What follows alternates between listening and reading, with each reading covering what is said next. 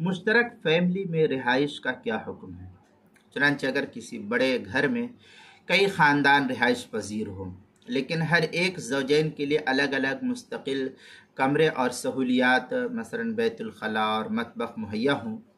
تو اس طرح کے انتظام سے شوہر پر واجب سکنا کی ذمہ داری ادا ہو جائے گی،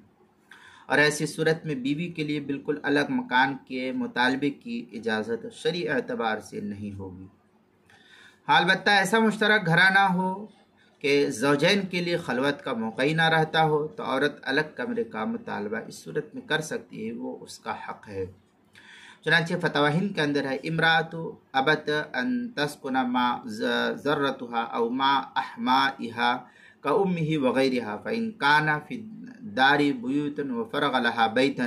اس طریقے کی عبارت جو ہے فتوی ہندیہ کتاب الطلاق الباب التاسع عشر فی النفقات الفصل الثانی فی السکنہ جلد نمبر 1 صفحہ نمبر 576 جو زکریا بک ڈیپو دیوبند کا پرانا چھپا ہوا نسخہ اس کے اندر بدائع الثناء میں ہے ولو اراد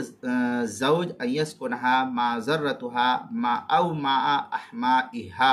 كأم الزوج واخته فابت ذلك عليه ان يسكن في منزل المفرد۔ اس طریقے کی عبارت جو ہے بدائع الثناء کتاب النفقہ فصل فی شرائط وجوب هذه النفقہ جلد نمبر 3 صفحہ نمبر 428 جو نعیمیہ بک ڈیپو دیوبند کا ہندی نسخہ اس کے اندر کتاب المسائل 5ویں جلد صفحہ 472 اور 473 پر بھی اس کو نقل کیا گیا ہے۔